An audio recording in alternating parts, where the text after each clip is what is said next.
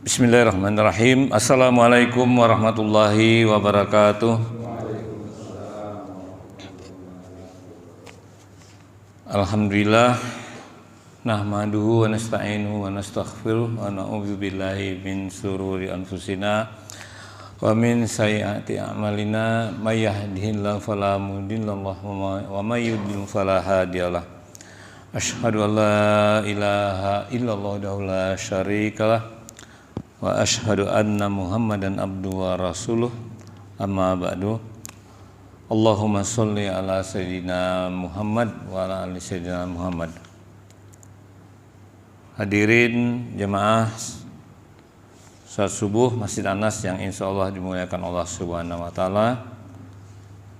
Yang pertama dan utama, marilah kita sama-sama memanjatkan puji syukur kehadiran Allah Subhanahu wa taala, yang mana kita sampai di pagi hari ini kita masih diberikan berbagai nikmat, nikmat iman, nikmat Islam, nikmat sehat, dan nikmat dalam sama-sama kita tadi melaksanakan salah satu kewajiban kita, yakni sholat subuh secara berjamaah. Kemudian sama-sama kita sampaikan juga selawat dan salam pada junjungan kita Nabi besar Muhammad Sallallahu Alaihi Wasallam. Berikut juga pada sahabat, pada keluarga beliau, dan juga kita semua para pengikutnya yang insya Allah kita mengharapkan nanti mudah-mudahan mendapatkan syafaatnya di yaumil akhir kelak. Amin ya rabbal alamin. Baik, hadirin yang kami muliakan, sebagaimana dijadwalkan oleh Pak DKM kita, nggak kelihatan Pak hari ini, Pak Rahmat. Hari ini saya digilir untuk kembali di depan. Tapi mohon maaf sekali lagi, bukannya berarti saya yang di depan ini mengguruin atau istilahnya kata Pak Anda menggarami air lautan atau mengajari bebek berenang gitu. Jadi saya ke depannya sebagai inah untuk sebagai trigger untuk memancing kita semua sama-sama kita nantinya berdiskusi apa-apa yang sama-sama kita pahami, kita ketahui tentang agama yang kita anut ini, supaya bertambah keyakinan kita, bertambah ketakwaan kita dalam menjalani hidup di dunia, di alam yang fana ini. Baik, pagi hari ini saya akan mengambil tema tentang tujuan penciptaan manusia, jin dan manusia, sebagaimana di dalam surat Az-Zariyat ayat Al-Quran, surat Az-Zariyat ayat ke-56. A'udzubillahi minasyaitonirrajim. Wa ma khalaqtul jinna wal insa illa liya'budun. Yang artinya, aku tidak menciptakan jin dan manusia melainkan agar mereka beribadah kepadaku. Jadi tujuan penciptaan manusia ini, dalam surah ini Allah menetapkan bahwa tidak aku ciptakan kecuali jin, aku ciptakan jin dan manusia kecuali untuk beribadah. Nah, ayat ini ayat yang sangat fundamental ya. Biasanya ini dijadikan andalan bagi para dai untuk mengajak para jamaahnya untuk dalam setiap kegiatan dakwah. Ayat ini selalu dibawakan, disampaikan mereka. Jadi tujuan penciptaan kita, supaya yakin tujuan penciptaan kita ini di dunia ini, di alam fana ini untuk apa gitu, supaya tidak menyimpang. Jadi kalau sudah kita pahami kita diciptakan ini untuk apa oleh Allah, maka kita tinggal mempelajari apa-apa yang bisa kita pelajari selama kita dari mulai kecil, dari mulai istilahnya usia balita sampai remaja, anak-anak, remaja, dewasa, sampai kita usia-usia lanjut, untuk tetap di jalur, di rel yang sesuai dengan tujuan penciptaan kita sendiri. Jadi untuk memaknai makna khalaqul jinna wal insa liya'budun ini banyak caranya, sehingga kita tidak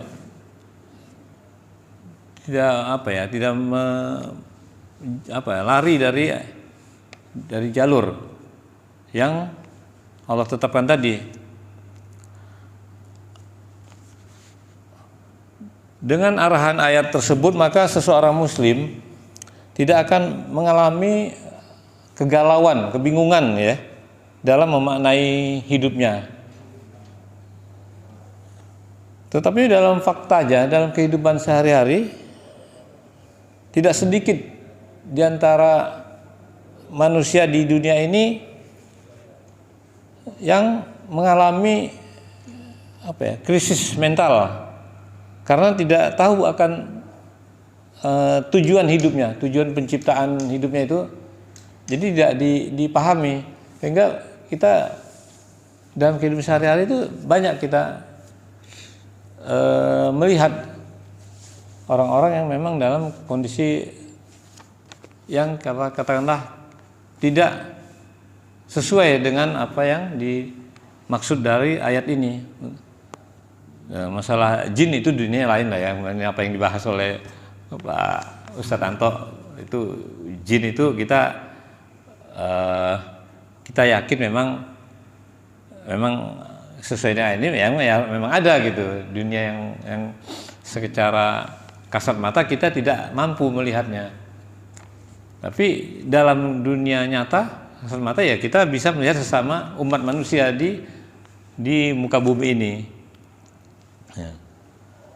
Jadi kalau kita harusnya memang setelah memahami ayat tujuan ayat ini, penciptaan jin dan manusia tadi, ya kita fokus ke penciptaan diri kita, manusia kita orang-orang yang di luar kelompok jin tadi gitu. Jadi kita tidak merasa bingung, untuk apa sih saya ada di dunia ini, dari mana asal kita, mau di mana kita saat ini di dunia, terus tujuan kita nanti bagaimana. Tentunya ini memudahkan kita dalam melaksanakan aktivitas kegiatan kita sehari-hari. Nah, dalam ayat ini pengertiannya apa tadi ya? Kita ditugaskan dunia ini sudah jelas beribadah pada Allah Subhanahu wa taala. Pertanyaan yang berikutnya adalah ibadah seperti apa? Apakah hanya sekedar ibadah makhdoh, ibadah ritual seperti sholat, puasa, zakat, haji? Dalam rukun Islam itu setelah syahadat tentunya ada tugas-tugas kita untuk kewajiban-kewajiban kita untuk melaksanakan ibadah. Ini mulai dari sholat tadi, puasa, zakat, dan rukun yang kelima haji bagi yang mampu. Nah, memaknai ibadah ini bagi kita tentu ya mudahlah kalau kita sudah memahami arti dari ayat surat Az-Zariyat ayat ke-56 tadi. Ibadah di sini diartikan sebagai semua aktivitas ritual dalam rangka penyembahan, ya, penyembahan kita kepada Allah Subhanahu wa taala, baik dalam ibadah yang bentuk khusus maupun yang umum. Itu mencakup ibadah khusus tadi makhdoh dan umum ghairu makhdoh. Dan dalam beribadah ini tentunya kita, dalam ibadah mahdoh itu tentu kita melaksanakannya sesuai dengan ajaran-ajaran yang ditetapkan oleh Allah Subhanahu wa taala dalam Al-Qur'an serta sunnah Nabi Muhammad sallallahu alaihi wasallam dalam keseharian kita. Jadi kita tidak, untuk ibadah sholat itu tidak ada istilahnya ngarang-ngarang lah gitu, dari ditentukan rukunnya gitu. Mulai dari kita ditetapkan harus bersuci sampai nanti ada tata cara sholat itu sendiri, dari mulai takbir sampai ke salam yang rukunnya sendiri. Kalau di kita pelajari itu ada 13 rukun sholat, dari takbiratul ihram sampai ke salam. Nah, ibadah khusus adalah ritual ibadah tentunya secara teknis tadi sudah disyaratkan oleh Al-Quran dan Sunnah Nabi untuk dilaksanakan oleh umat Islam. Itu tentu meliputi ketentuan rukun Islam dari sholat dan ibadah tambahan lain seperti sholat sunnah dan puasa sunnah. Ibadah ini sudah baku ketentuannya, artinya tidak bisa dikurangi atau ditambah lagi. Juga termasuk ibadah sunnah lain yang ditentukan oleh Rasulullah Shallallahu Alaihi Wasallam. Nah, dalam ibadah yang sifatnya umum, yang pengertian kita tentu aja kita bekerja, kita berkarir, atau kita apapun usaha yang kita lakukan itu dengan niat dalam rangka mencari ridho Allah adalah merupakan juga ibadah.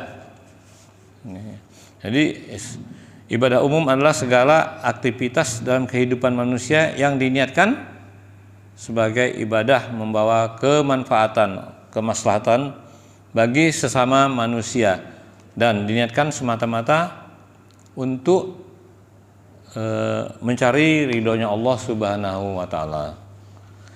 Nah, perlu diketahui bahwa ibadah umum ini cakupannya sangat luas. Misalnya contohnya adalah menuntut ilmu, orang yang dalam statusnya sebagai pelajar, sebagai mahasiswa. Itu juga apabila dalam rangka diniatkan untuk mencari ridhonya Allah, menuntut ilmu, yang belajar, dan itu juga termasuk kita kategori sebagai ibadah ghairul mahdoh, yang ibadah yang umum. Caranya bagaimana ya? Orang belajar itu bisa berbagai cara, apakah secara formal ataupun non formal. Formal itu misalnya dari sekolah tingkat paling dasar, tingkat TK, SD, SMP, SMA, dan sampai ke perguruan tinggi yang bersifat formal. Non formal bisa mengikuti berbagai kursus-kursus gitu. Mempelajari keterampilan itu termasuk juga belajar secara non formal. Bagaimana juga kita ketahui bahwa untuk belajar itu perlu kita bisa dilakukan dengan cara membaca, karena dalam Al-Quran sendiri, dan ini merupakan ayat pertama yang diturunkan Allah kepada Rasulullah, adalah surat yang Iqra bismi rabbikal ladzi khalaq. Nah, itu pertama kali yang turun itu suruh membaca kita. Bacalah Iqra bismi rabbikal ladzi khalaq dengan nama Tuhanmu. Baik, hadirin yang kami muliakan, untuk ibadah yang ghairul mahdoh tadi, selain menuntut ilmu juga bekerja, yang termasuk juga merupakan ibadah kepada Allah Subhanahu wa taala, dengan niat tentunya pekerjaan yang kita laksanakan dalam sehari-hari dalam kehidupan itu dengan niat mencari ridhonya Allah, artinya dalam keridhaan Allah SWT kita bekerja. Begitu juga dalam bertetangga gitu ya, juga itu kita melakukan kegiatan kebaikan perbuatan-perbuatan yang baik dengan tetangga kita juga itu bukan ibadah. Jadi bukan hanya sekedar yang mahdhuf tadi aja ibadah tadi. Bahkan sebuah senyum yang ikhlas diberikan kepada orang lain pun termasuk ibadah kata Rasul. Apalagi juga termasuk menginfakkan harta benda, menolong orang yang dalam kondisi kesusahan, ini akan lebih bernilai ibadah dengan niat mencari ridhonya Allah. Jadi bukan membantu orang lain gitu, bukan niat ria gitu, jangan sampai gitu. Karena ria itu termasuk juga nantinya digolongkan sebagai syirik kecil gitu, ria. Jadi mencari bukan ridhonya Allah, tapi mencari niatnya mencari pujian dari manusia jadinya. Dan ini kadang-kadang bisa dimanfaatkan oleh setan untuk menggoda manusia agar manusia tadi melaksanakan ibadah tadi dengan menggoda manusia agar manusia mau beribadah dengan agar dapat pujian-pujian gitu, dipuji oleh manusia. Hingga ini termasuk nanti dalam golongan syirik kecil kalau orang yang niatnya beribadah itu mencari pujian. Baik hadirin yang dimuliakan Allah Subhanahu wa taala, saya kira kita kultum pagi ini sesuai dengan singkat-singkat aja, nanti kita bisa sama-sama mendiskusikannya, apa yang bisa kita yang pengalaman kita selama ini, pemahaman kita selama ini. Nah, sebagai tambahan juga ini tujuan ibadah ya. Tujuan ibadah itu pada akhirnya merupakan akan memberikan manfaat kebaikan bagi siapa saja yang melaksanakannya. Berikut beberapa tujuan beribadah dalam Islam yang perlu kita mungkin pahami.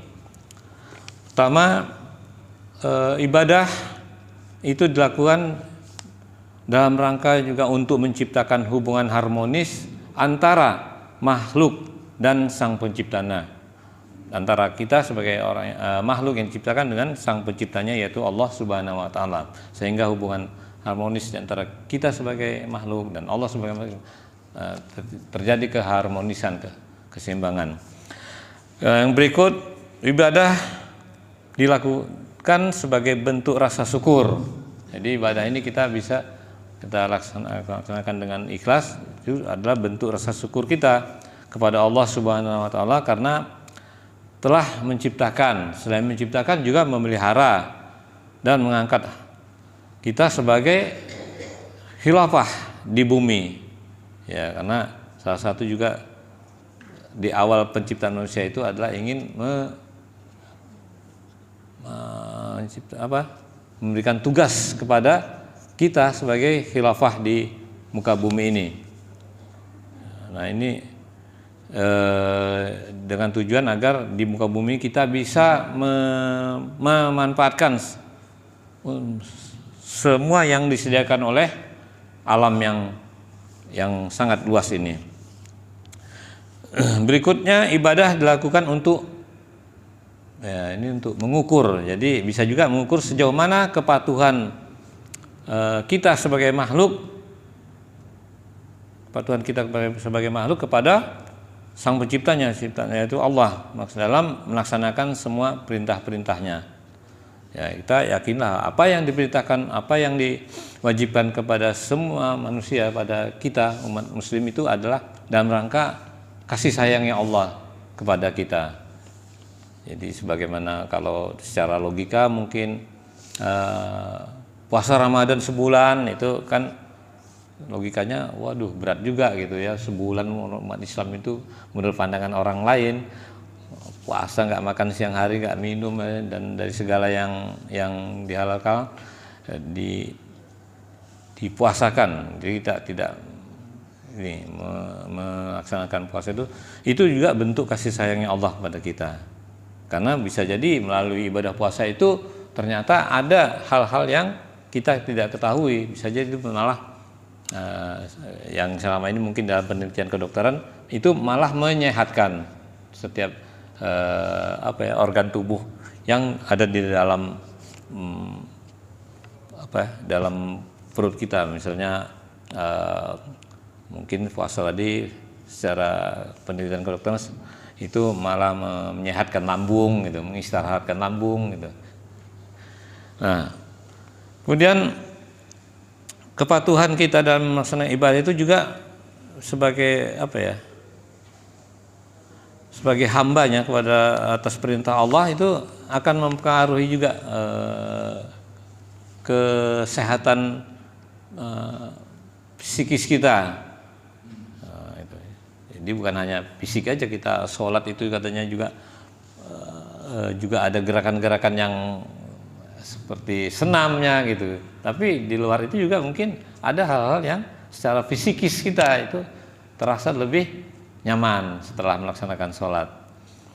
Kemudian ada lagi ibadah dilakukan untuk menghilangkan rasa takabur. Karena dalam melaksanakan ibadah itu kita ada semacam perasaan bahwa bukan perasaan keyakinan kita bahwa Allah lah yang maha besar, yang memiliki segala kesempurnaannya. Sementara kita adalah makhluknya yang diciptakannya makhluk yang sangat lemah. Jadi setelah kita beribadah kita ada perasaan ingin agar Allah itu senantiasa menjaga, memelihara kita dari hal-hal yang tidak baik. Karena kita adalah secara lemah, kita ini manusia ini, insan-insan yang makhluk yang lemah. Jadi setelah ibadah kita akan merasa lebih meyakini kita akan selalu mendapat perlindungan dari Allah Subhanahu wa taala. Nah, terakhir, ibadah dilakukan sebagai bentuk ekspresi bahwa manusia hanya makhluk tadi yang setiap saat mengharapkan pertolongan dari Allah Subhanahu wa taala. Jadi sebagaimana di dalam surat setiap surat Quran, surat yang pertama surat apa? Al-Fatihah, itu kan ihdinas siratal mustaqim. Iya, sebelumnya iyyaka na'budu wa iyyaka nasta'in, hanya kepadamu kami minta pertolongan. Jadi dengan ibadah itu kita membaca ayat ini semakin yakin kita akan mudah-mudahan semakin yakin kita akan mendapat pertolongan dari Allah Subhanahu wa taala. Jadi saya kira ini dulu yang bisa untuk memancing kita berdiskusi. Kalaupun ada tambahan silahkan tambahin, ataupun kalau ada pertanyaan nanti mungkin ada yang bisa menjawabnya kalau saya tidak bisa menjawabnya. Jadi sampai di sini dulu yang bisa saya bawakan. Mudah-mudahan ada manfaatnya. Kalaupun ada manfaatnya, insya Allah itu ya ada kebaikannya itu dari Allah Subhanahu wa taala. Dan kalau ada yang hal-hal yang kurang baik, mungkin dari diri saya sendiri. Monggo silakan kalau ada yang ingin ditambah-tambahin atau ingin ditanyakan. Nanti. Waalaikumsalam Pak Ando. Waalaikumsalam warahmatullahi wabarakatuh. Tidak aku ciptakan jin dan manusia beribadah. Jadi kalau tadi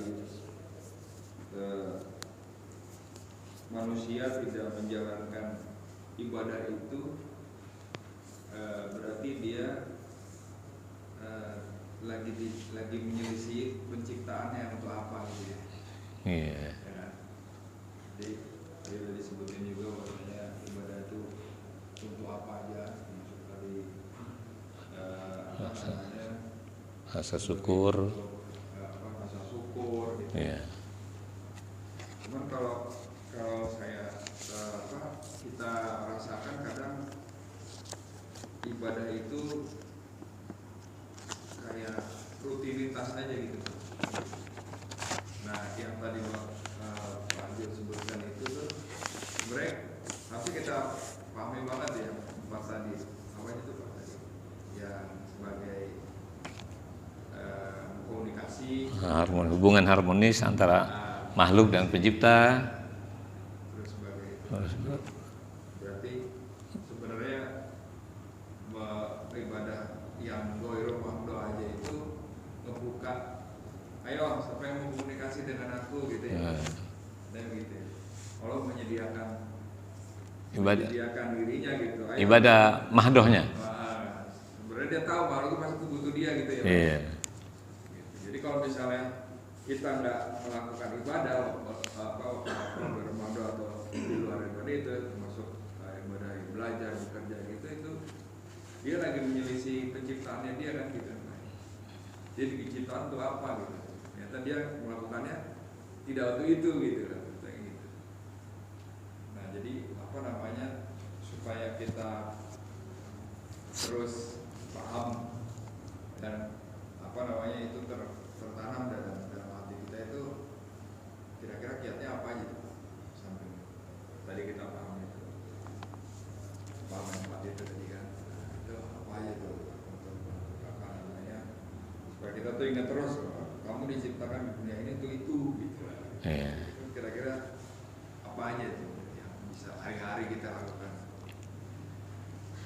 Ya, terima kasih Pak Anto. Ya. Ini untuk kiat-kiat yang agar kita apa ya,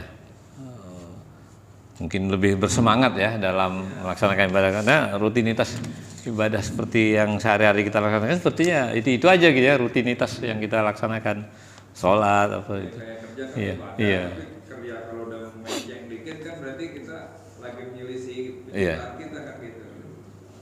Iya. Ibadah tuh kan gitu. Tuh gimana tuh? Kayak kiat-kiatnya. Ya, mungkin salah satunya mungkin kita harus lebih meyakini bahwa apapun kewajiban yang bersifat ibadah mahdo itu adalah itu apa ya, diwajibkan buat kita untuk kebaikan diri kita gitu. Jadi ada hal-hal yang seperti tadi, mungkin secara logika kita mungkin puasa itu sebulan penuh, Ramadan itu kok Allah mewajibkan ya, Al-Baqarah 183 itu diwajibkan atas kamu berpuasa gitu sebulan gitu.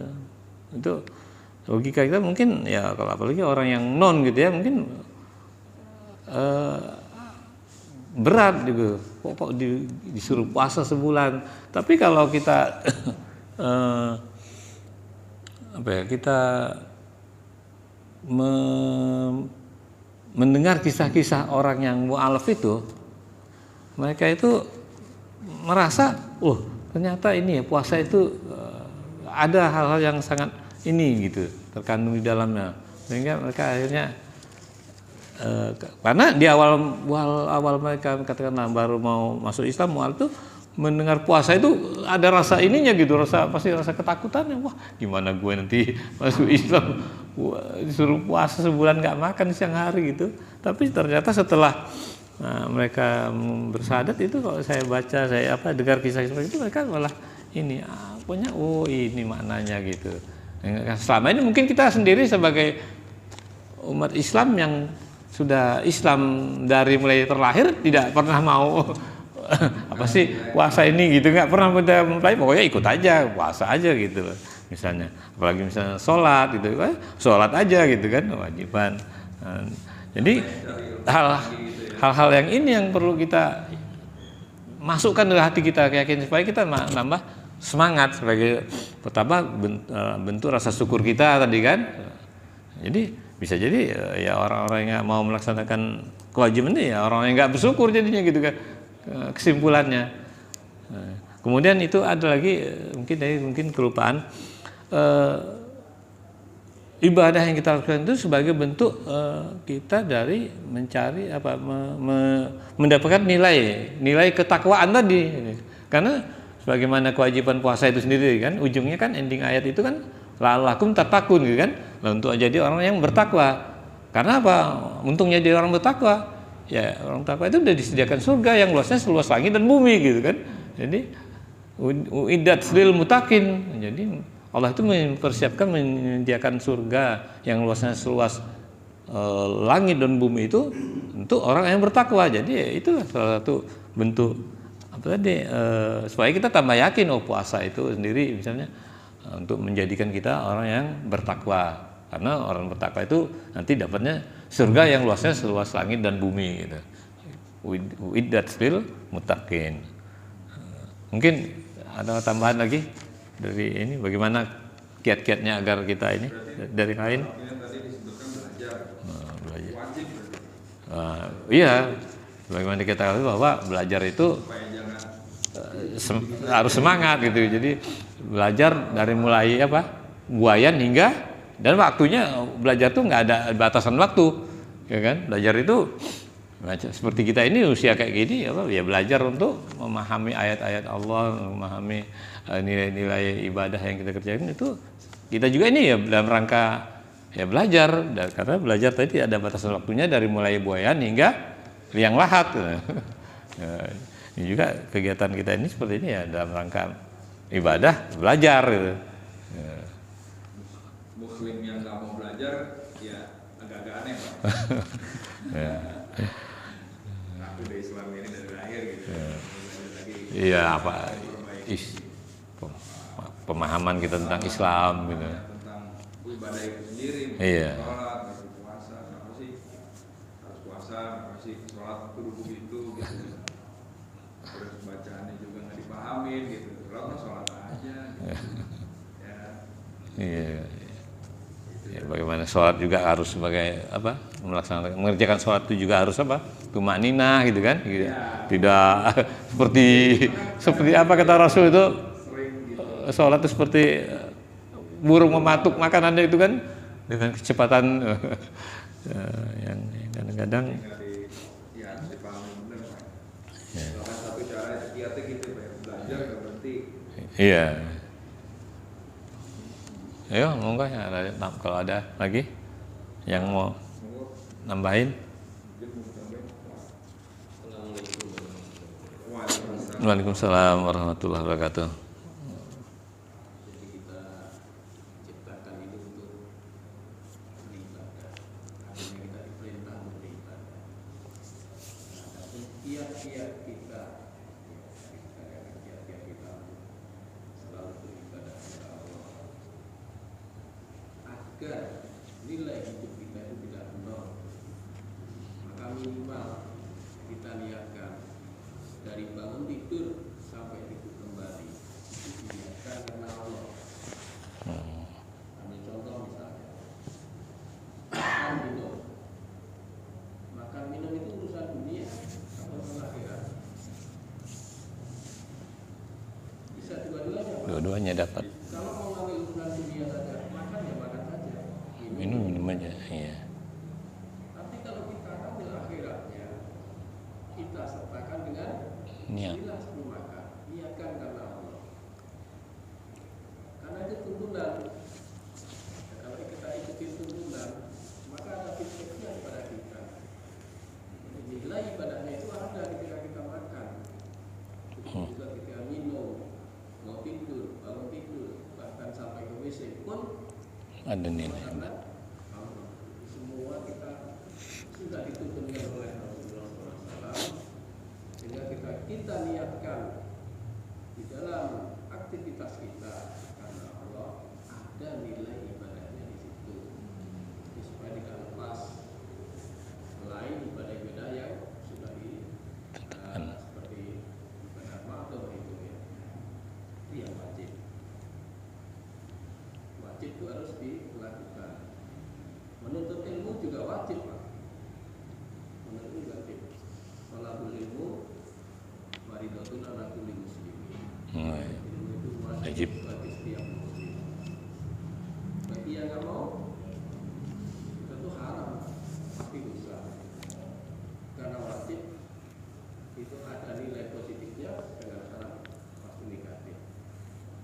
Nah, apa yang diwajibkan itu harus kita lakukan sesuai dengan kemampuan.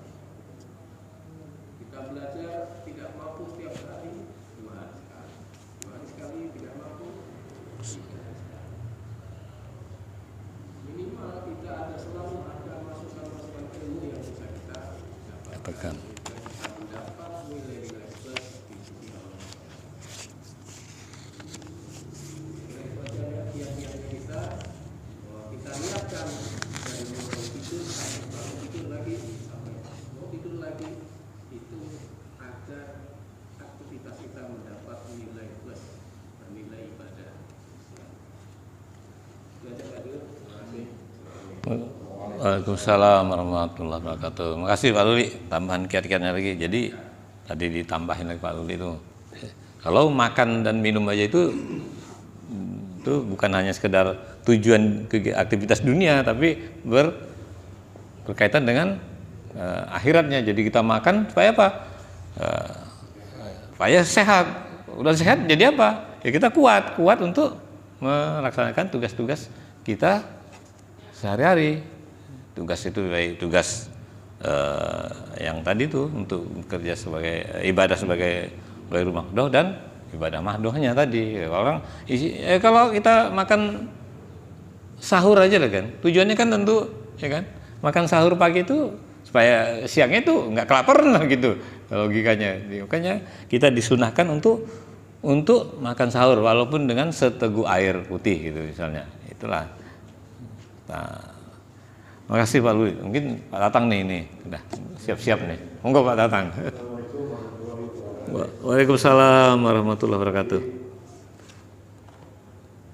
Pak, kalau Pak Gus bicara masalah gimana kita tuh meningkatkan ibadah kita kepada Allah. Dari Bapak sekalian bicarakan tadi, saya ambil kesimpulan sedikit. Hanya satu yang harus kita kuasai, kita mengerti dan kita bisa laksanakan. Yang satu, kita bersyukur atas nikmat Allah. Bersyukur, karena apabila engkau bersyukur atas nikmatmu akan ditambah. Gitu. Jadi apa yang kita buat tadi, yang kita bicarakan tadi, bersyukur. Nah, salah satunya contoh, kita bersyukur kepada Allah. Kita bisa berkumpul di sini, kita bersyukur. Bisa datang kemari ke masjid, kita bersyukur. Dikasih melihat, kita bersyukur. Dikasih mendengar, mencium, kita bersyukur. Jadi dengan kita bersyukur kepada Allah atas segala nikmat yang diberikan kepada kita, itu akan menambah keimanan kita kepada Allah. Kalau kitanya mengerti akan tadi kembali alhamdulillah, mengerti akan agama, ya, mengerti akan agama bagaimana nih supaya kita mengerti tadi Pak Ugam belajar. Pak Ugam bilang meningkatkan ketakwaan kita kepada Allah. Pak Ugam juga seperti itu, takwa kepada Allah. Yang jelas yang tadi kita bersyukur saja. Kalau kita sudah bersyukur, oh ini nikmatnya dari Allah, insya Allah kita akan lebih bertakwa kepada Allah. Apalagi Allah sudah menjanjikan bahwa kalau Anda bersyukur kepada Allah dan niatnya lillahi ta'ala kepada Allah, insya Allah balasan masuk surga. Tapi itu kita harus untuk surga dan masalah akhirat itu prerogatifnya Allah yang punya. Ada juga orang yang rajin baca Qur'annya, yang rajin sholatnya, yang rajin puasanya, yang ibadah hajinya tiap tahun, umrohnya tiap bulan, kalau tiap minggu dia umroh, belum tentu masuk surga. Belum tentu. Karena apa? Tadi kembali lagi niatnya apa? Dia itu semua. Jadi selain dari kita bersyukur kepada Allah, tergantung niat hati kita. Apa tujuannya? Kita melaksanakan ibadah itu. Kalau tujuannya tadi, pernah saya lakuin itu. Pernah saya lakuin, rumah saya di pasar Jumat. Kalau istri saya di depo di Metri. Setelah subuh saya lari ke depo. Karena dia sholat subuh. Karena apa? Di situ imamnya bawa masalah saya. Niatnya sudah bukan karena nilai Allah, tetapi dengan berjalan ke sana menuju, tapi Allah tetap memberikan inilah gue kasih. Gue jodohkan kalau mau dengan imamnya. Ya alhamdulillah. Dia tergantung niatnya, Pak. Tetapi Ya. Allah juga tadi, Allah Maha Pengasih, Maha Pemurah, Maha Penyayang dan lain-lain. Kalau kita yakin itu, walaupun kita niatnya, oh saya tadi yang saya bilang itu, ya insya Allah nggak akan. Allah juga akan memberikan. Oh niat kamu begini, nih dikasih sama Allah. Tetapi di jalan yang benar. Allah juga akan beri. Orang itu mencuri itu kan karena Allah juga. Orang mencuri dapat berhasil mencuri itu Allah. Yang mengizinkan kamu Allah. Karena apa? Kalau dia, tapi kan Allah sudah memberikan. Kalau kamu buat dosa seperti ini, kalau berbuat baik seperti ini. Nah dia berbuat dosa, ya nanti pahala apa ganjarannya seperti ini. Nah tergantung pada niat kita. Jadi kalau pertama niat, kedua kita bersyukur. Itu meningkatkan ketebalan kita, iman kita kepada Allah. Itu dia Allah. Oke Pak, terima kasih Pak tambahannya lagi.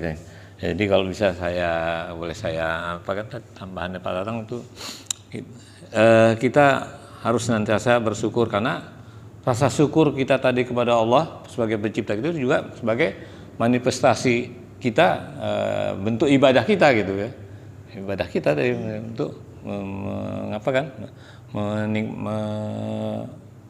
rasa syukur kepada Allah Subhanahu wa taala.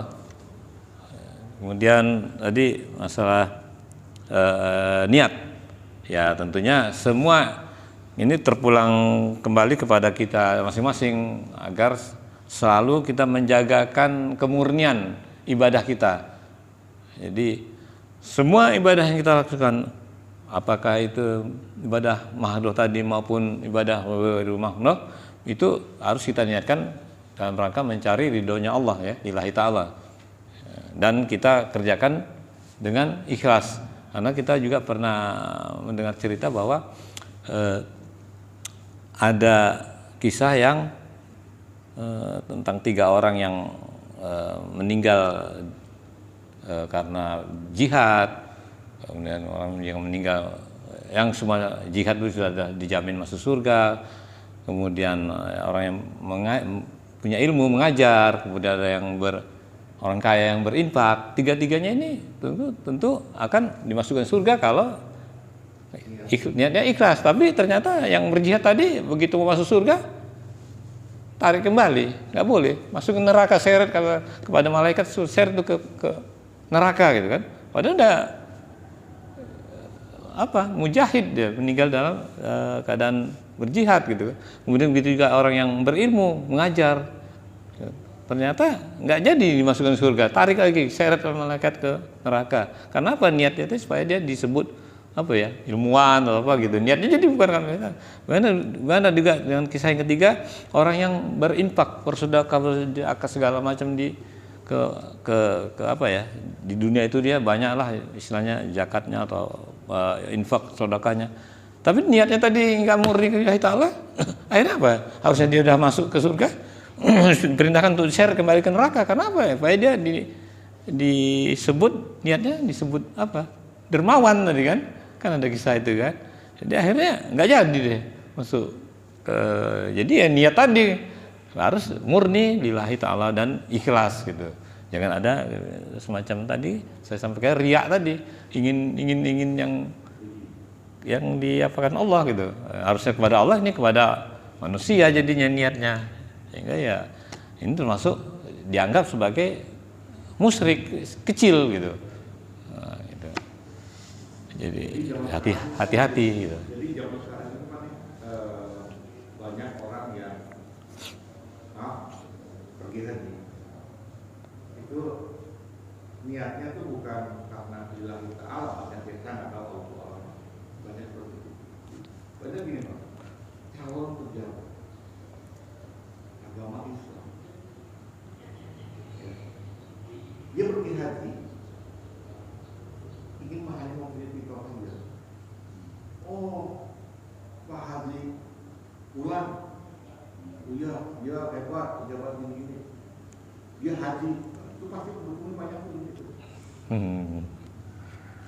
Tapi kalau misalnya si pulang belum haji, ya, dia sering dakwah, bla bla bla bla, tapi dia belum haji, dia ingin dicalonkan sebagai salah satu lah gitu ya jabatan, jarang tuh, kalah banyak kalah.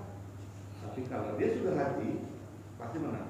Nah sekarang kebanyakan orang pergi haji itu bukan untuk mencari ridhonya Allah, banyak juga supaya dapat titel haji, Gelar, dapat gelar haji. iya. Coba Bapak nanti lihat tahun 2023 pergi haji banyakkan pergi haji ONH plus banyak tuh nanti persiapan kan, persiapan dulu, persiapan tuh. Coba kalau kita yang betul-betul lillahi ta'ala ya, karena mungkin sudah waktunya kita dapat tuh, kita ambil dan reguler. Kenapa? Waktu di sana banyak. Ya. Kalau orang-orang nanti yang punya hepengnya cuaca banyak, mendingan dia ambil oyan itu yang seminggu datang udah balik lagi. Gitu. Yang penting dia sudah dapat titel Haji. Dan tadi kembali lagi tergantung niat dan itunya dia. Ya, dan keikhlasannya. Iya.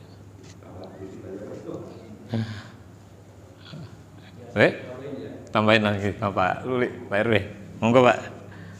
Di semua apa yang terjadi ini semua karena izin Allah. Iya. Pasti ya, kita yakini. Akan tetapi ternyata izin Allah itu ada dua. Izin dengan murkanya atau izin dengan ridhonya. Itu yang perlu dipahami Pak. Iya. Orang mencuri itu di atas izin Allah, tapi dengan izin murkanya. Iya. Kalau Bapak lihat di surat Yunus ayat 53, bisa dibuka. Yunus. Itu kan semua karena berdasarkan nafsu kita kan. Perbuatan kan nafsu. Mau mencuri itu kan ada nafsu, kalau nafsu di situ. Yusuf bukan Yusuf. Yusuf.